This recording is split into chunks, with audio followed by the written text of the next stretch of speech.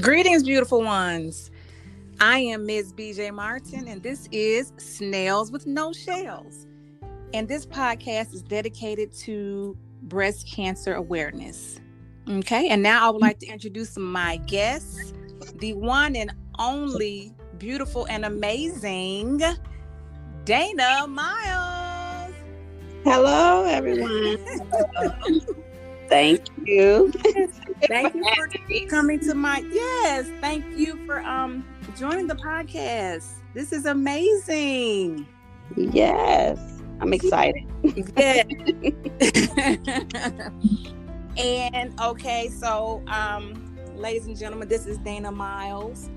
Dana, I want to let you know that we're going to dedicate this particular show to your mother, Lisa Miles. Yes, this is for her because Dana has not actually been the one with cancer. It was her mother.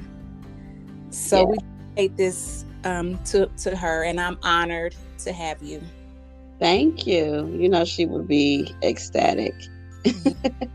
Yes, she would. Yes, she would. She'd have been on the show. Yes, she would have. Yes, she would have. I should say yes. You know, she would have been on here telling her story, advocating the whole nine. Yes. So we'll just start off first with a little bit about you, and then we'll talk about your experience. Because I like this point of view, this perspective, because a lot of times you might hear about the person that, you know, had survived, but I hadn't really heard the children, what the children had to deal with during this process. You know what I mean? Right. So Dana Miles. Okay, so Dana, where are you from? I am born and raised Cincinnati, Ohio. All right, woo, the Buckeye State. Yeah, absolutely. Ohio State, the Ohio State won yesterday. Yes, we did. Mm-hmm. And last I checked, the Bengals are winning today. Okay, not a Bengals fan, but I understand. But I'm a 47-year-old single mother of two grown children. One who will be 25 next month. Another one who will be 30 in April, who's actually born on my mother's birthday. And when is your mom's birthday? April the 17th. Okay. And that's her first grandbaby, and he's upstairs asleep at the moment. He's visiting for my birthday. My birthday was Friday, so he's here visiting. But he would also be a good one to talk about his view, because he was on her side a lot during the process. Being a only child of a mother who had breast cancer was tough, because as children we don't never think these things are going to happen to our parents. Really was tough hearing this news. Being when she was diagnosed, I want to say my mom was at the time, she was only 41. And how old were you? Jeez. I was in my early 30s. I know it was in 2006. Because around the time, that's when I had all my complications. When she died, it was in 2006, I should say. I want to say she was diagnosed in 2002. I want to say she was diagnosed in 2002. Okay. She was fairly young. She had been complaining about a knot that she had been feeling on her breast, but she was scared. She was nervous. She's like, it's not really bothering me or anything. It doesn't hurt or anything, but she said, I just been kind of keeping it pushing. And at the time, we didn't have Obamacare, and we didn't have, the very best of insurance. So her thing was, she didn't really want to go to the doctor.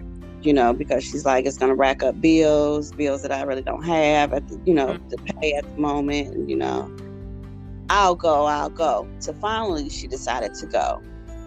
And when she got the news, she was diagnosed with stage 3 breast cancer.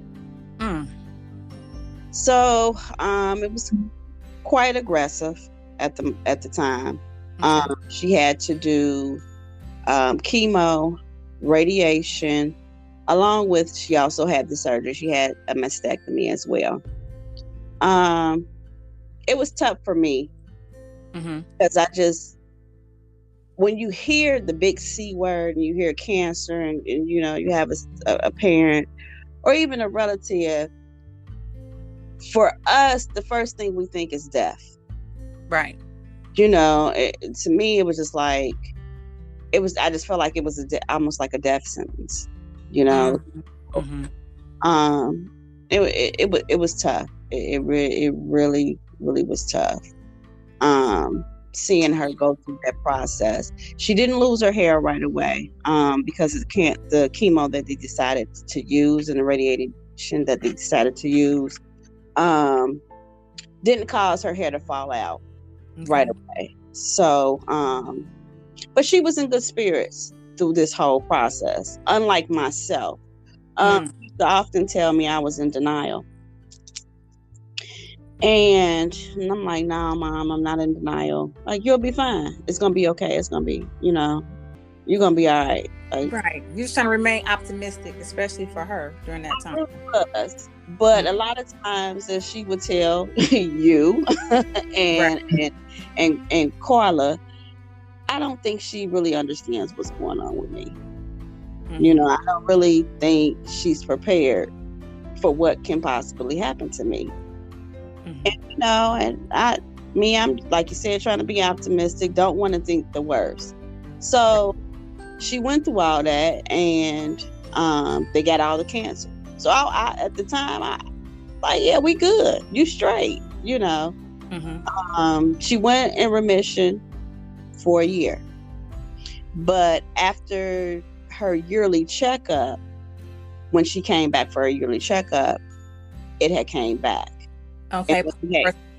Her breast cancer had came back. But this time... Oh, Dana. Pause, just give me for a second. Some people don't know what remission means. Can you explain what the term remission means when it comes to cancer?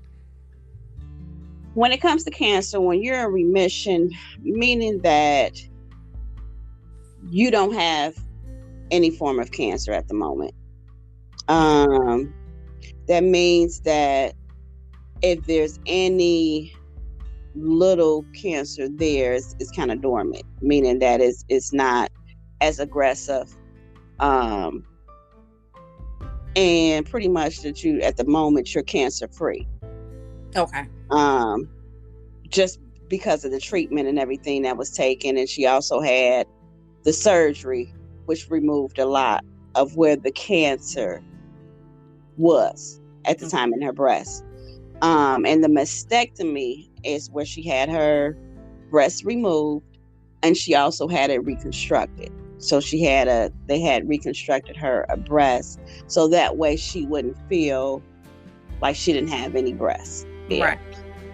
And she would always make this ongoing running joke about having the mastectomy and having the reconstruction. She always told me she was going to have this bomb body.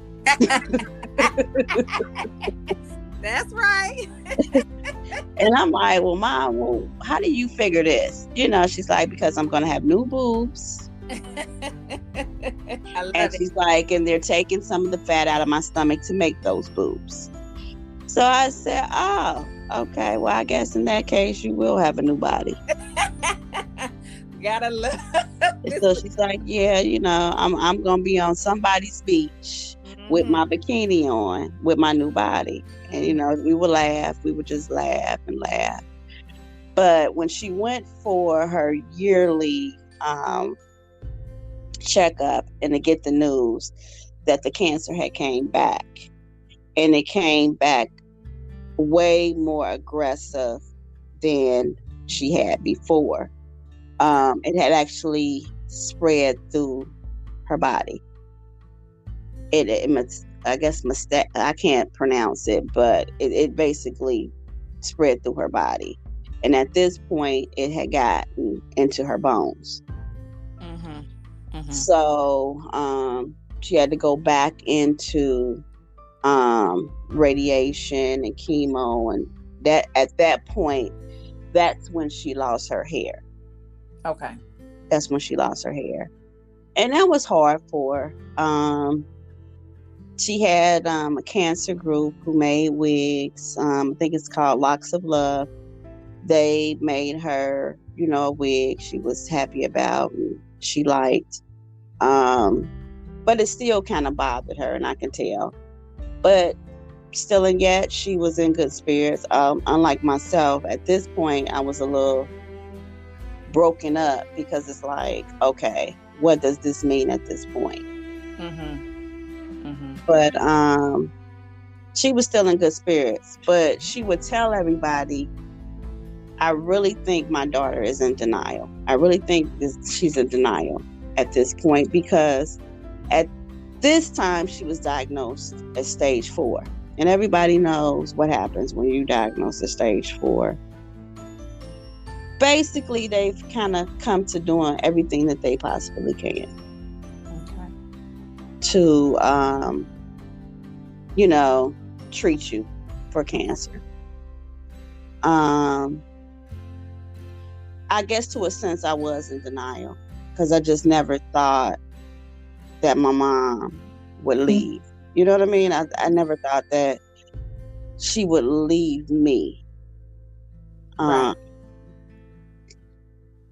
Especially at that young age. We expect our parents for our parents to get older and we, attend their funeral. Yeah. Exactly. And we take a lot of things with our parents for granted. We really do. Because in my mind, it's just like she's always gonna be there. She gonna fight. She fought through it the first time. We're gonna get through this again. She gonna be all right. That's all I kept saying. She gonna be all right. She gonna be all right. She gonna be all right. And she kept trying to, for the longest, to spiritually get me connected with God in church.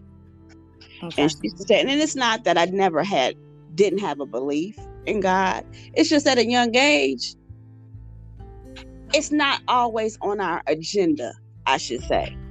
Because we're so preconsumed with everything else in our life.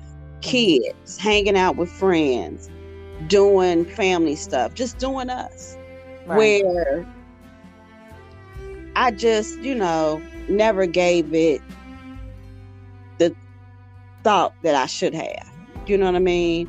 And a lot of times, too, it kind of tested my faith a little bit, because it's like, if you love me, why would you let this happen to my mother? Why would you take her from me? Okay. But she wanted me to get right with God, because she knew that's what I was going to need to get through this process. Okay. But her relationship with my oldest son, he knew everything she wanted and all her wishes. The first time that I went to a chemo appointment, I just broke down and cried the whole time. I was just this big sob and crybaby the whole time.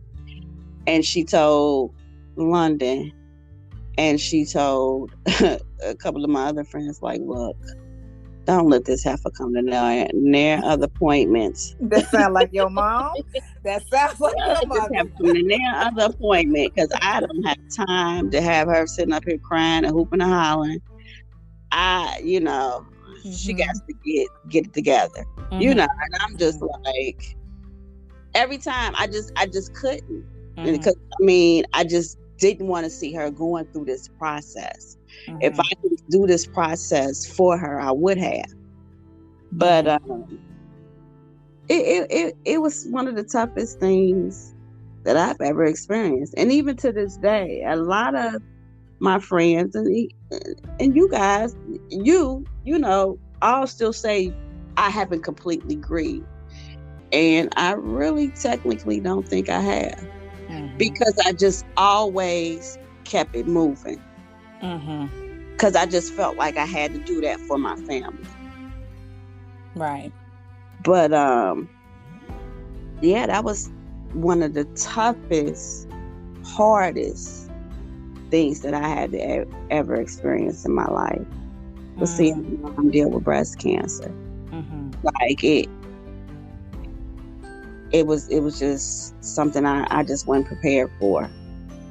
Even when it came down to the final moments, you know, I remember getting that phone call. I had just came home from the hospital myself, from being in the hospital for almost a month, from my own health issues. And getting that call at 6 a.m.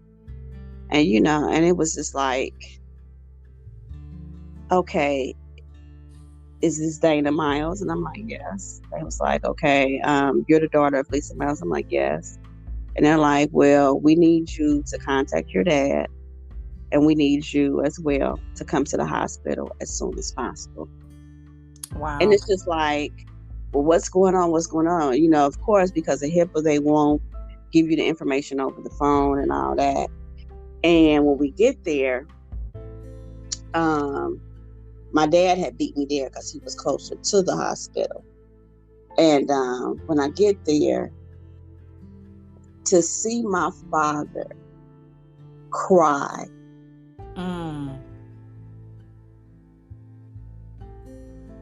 that was, excuse me. Oh, it's okay. Because this is the strongest man in my life. Out of 30-something years, I never seen this man cry for nothing. Nothing. Not even his brother that passed. And to see him cry at the hospital just prepared me.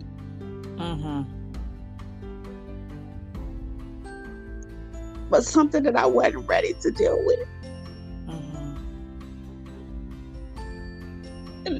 And basically, that was, this was it. And to talk with the doctors was just like, if anyone wants to see her, they need to come and see her now. It was just like, whoa. I mean, it was just, all of this would just happen in a matter of minutes, as it seemed to me anyway. It was just like minutes, you know. And I remember going into the room, I asked her, I said, Mom, you know, what is it that you want to do? And then she said, well, you know, she said, baby, I'm not finished. I'm not done fighting. I want to fight to the end. She said, if this is what it's going to do to make me comfortable, she said, go ahead and do it. I remember me and her laughing because Clarice had came and seen her, which was her best friend. And everybody that knows, Auntie Clarice wears her red lipstick. And she said, you know, she marked me and she showed me the lipstick print. And we laughed. And she said, you know, call everybody, you know, call my mom. And at this time, my grandmother had dementia. So she really wasn't aware of what's going on. But she, call everybody, call my brothers, you know, call my sisters. Because at this time, anybody, like, I can't explain it. It was like she was preparing herself for this moment. Because I can remember not too long before she passed, she was calling people she hadn't talked to in a long time, people that she had fell out with. She called and made amends. She called and made amends with her biological father. And in my mind, it's like, well, why? You know what I'm saying? Why are you talking to him? He don't care, you know? Right. But she's like, no, I need to do this. And I need to do this now. And I just felt like I didn't understand it at the moment. But I really think she was preparing herself for that moment. Right. Right. And she had been trying to prepare me for a long time for this moment. But she told London everything that she wanted from her funeral arrangements. She even told him, like, look, when I'm gone, you the glue. You got to hold everybody together. You got to hold your mother together. You got to hold your grandfather together. And you got to keep tabs on your brother. And to this day, he has done just that. And at times, it's a lot of pressure on him. He feels a lot of pressure because he asks himself sometimes, why does she want me to do this? Because even to this day, I always question why she's never come to me in a dream. Why she's never came and spoke to me, or have I, you know how people see after death. Yeah. She's never came to me. She comes to both of my boys every year around her birthday and around her death anniversary, which has just not too long passed, which was in September 30th. Okay. So, but with me, she hasn't. She really, she never had. And a lot of times people have told me that's because she knows I'm okay. She knows I'm going to be okay. But yeah, it was tough. It was tough, Brandy. It's just one of the toughest moments in my life because we take that for granted. Right. And it's a scary process. It really is. It's just a whole scary process. You know, it chokes me up sometimes to even, as you can see, to talk about it. It's supposed to. Like it's supposed to. That's your mother. Yeah. Yeah. Don't feel bad about that, and don't say excuse me. You should be shedding tears. Absolutely. Yeah. So if there was anything that you you know, maybe wanted to ask her, is there anything, like a question that you may have wanted to ask her, just about anything that you might want to know?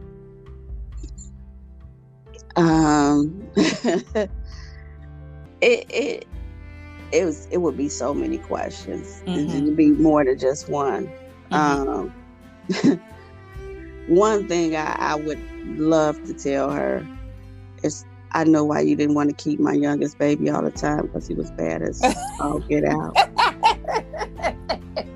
And I experiencing this, and I say this to say I'm experiencing this with his baby, who's 2. It's just like, oh, now I know what you mean. Right. Now I know why you ain't want to keep me. You know, right. I get it. Do you? She had just like him. Right. Do you journal about your mom, or have you written these questions, like all the questions that you would like to ask? I've written a few things down and stuck them in my Bible. I've done that. I don't journal I haven't journaled a whole lot, you know. But lately, Because of all the things that's been going on in my life, especially this year Mm-hmm. and these last couple of months, I know she's with me. Okay. This is one of the first times that I really felt like she's with me. Okay. And I think that's because I bought my first home and I'm moving my dad in with me. Congratulations. And I thank you. And I think Mm-hmm. that has put her at peace, Mm-hmm. knowing that he's okay Right. and he's with his daughter and his grandkids. Mm-hmm. I Yeah, think that's amazing. and I think that's why everything has been coming full circle and the blessings has been coming. And you know, even though this process has been scary for me, I've been blessed through this whole thing to do so much here in this home. She made it. I can honestly say her and God made it happen. Yes, I am a firm believer that, well, I'm going to say, it's more than a belief for me. I know that once your ancestors, you know, once they transition and they go to the other side, they are able to help you more. Yeah. On the other side, spiritually, they can make some moves for you. Absolutely. I know that to be true. So yeah, I know that this was a great conversation. Miss Lisa, she you know, Auntie Lisa, Mama Lisa, she was always just had a beautiful spirit about her and just beautiful energy, you know, and always fun to be around and somebody that you could really talk to. Right. Yeah. So did y'all? Okay. So during the process when she was suffering, did you talk a lot? We did. Have a lot of conversations. Okay. We had conversations, but they were hard for me to accept those conversations. Okay. Because and I say this because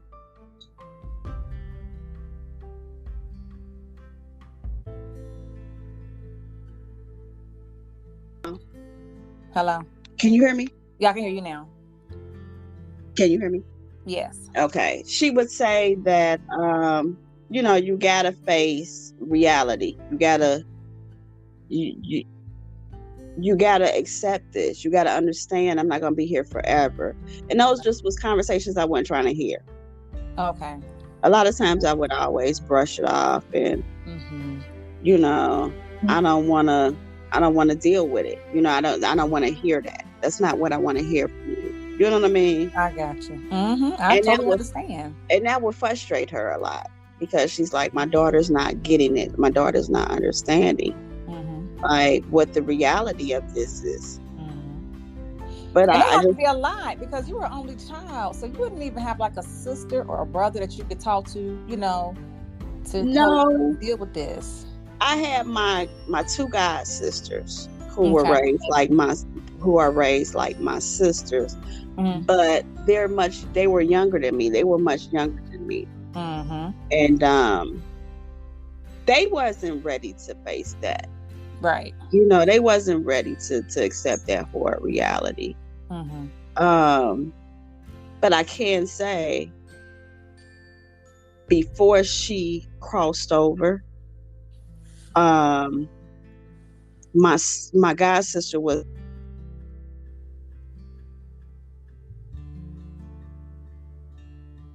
you faded out.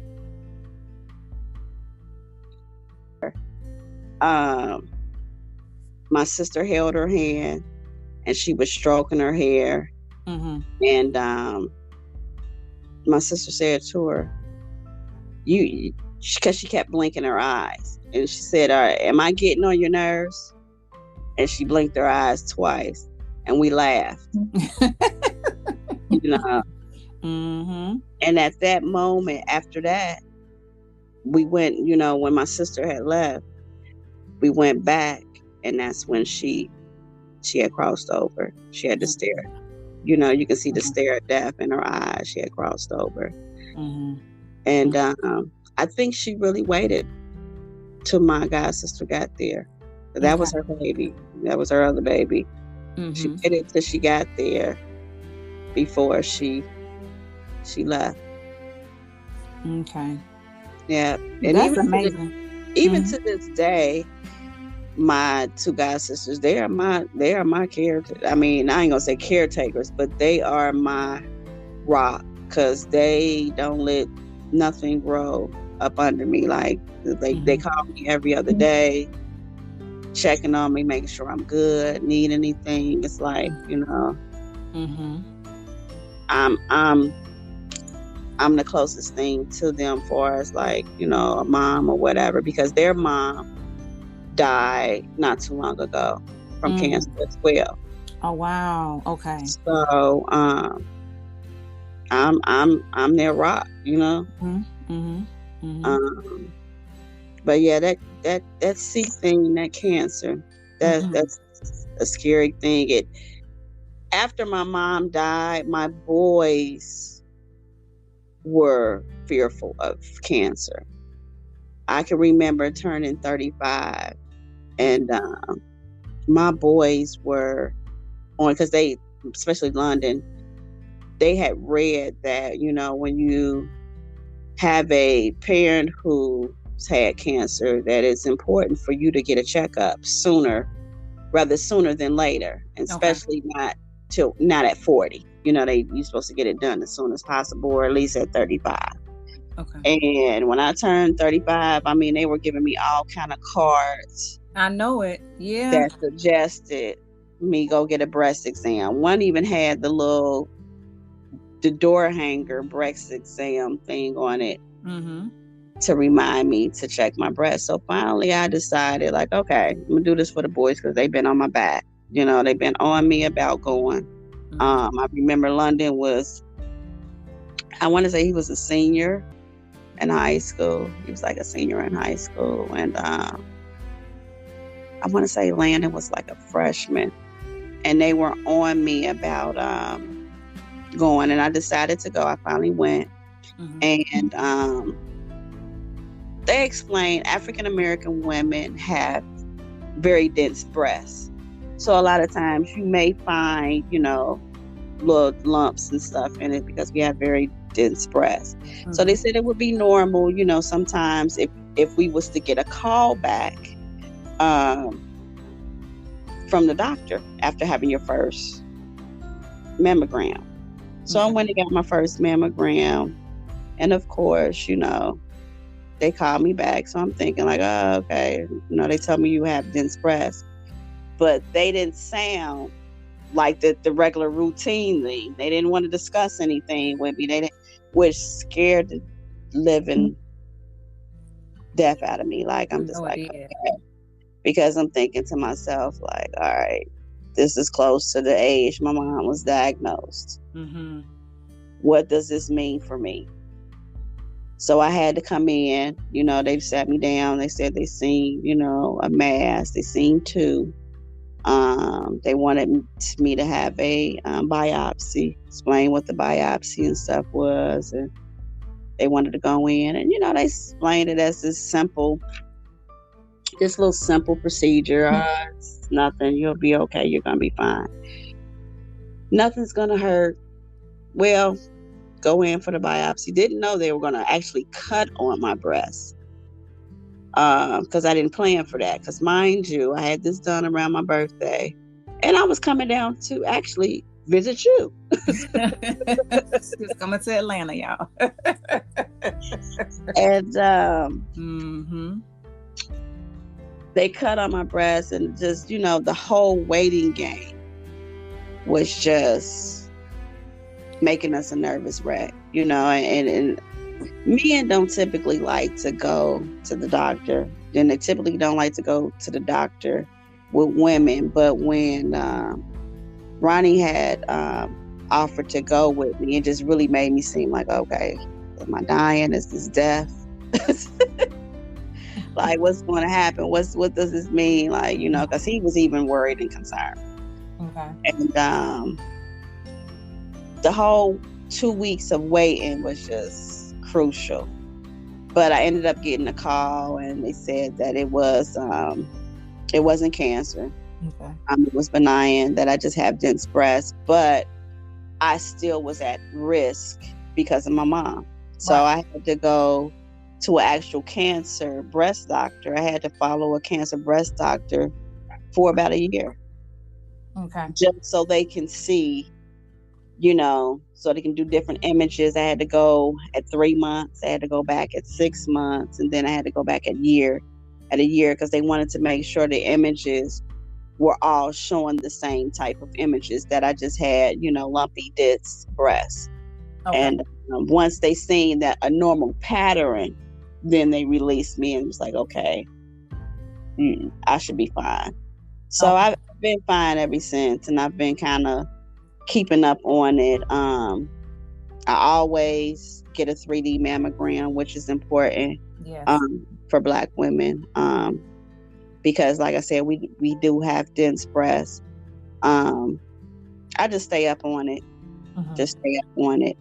I don't do a lot of, this is my first podcast, let me say that. And then to actually do it in reference to breast cancer from my mom is a first as well.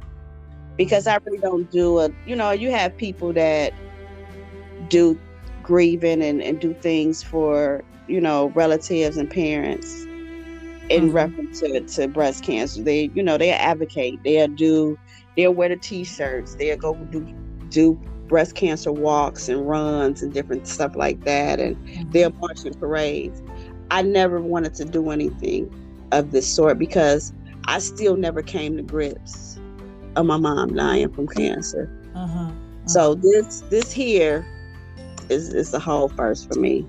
Actually, you were the first person that walked in my mom's honor because my aunts and uncles tried to get me to do it and I refused to do it. It's just like, no, because that's what took her out. And that's just how I felt about it.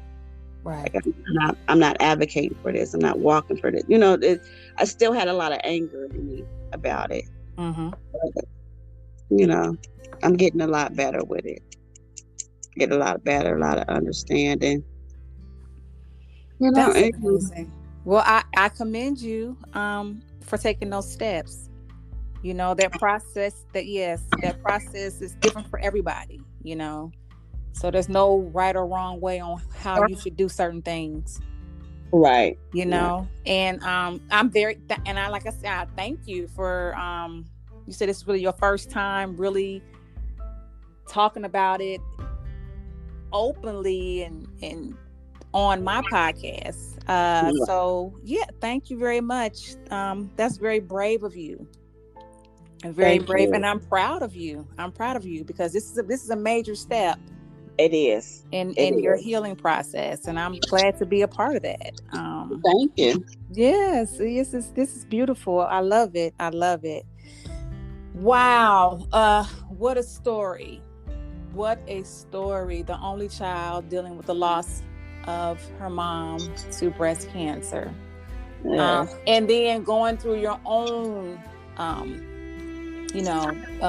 issues mentally and, and health wise. So, right. Wow. What a story. Right. What a story. And I even to this day, and friends get on me about that as well, where doctors have told me that they would like me to have genetic testing.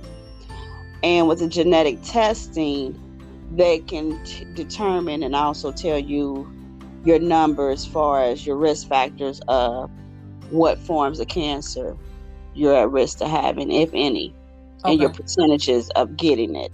When having a relative or a parent, they recommend you to get the genetic testing. And I just never did it. Just because who wants to know that? It's just always been in my mind. Who wants to know what are your odds of having cancer?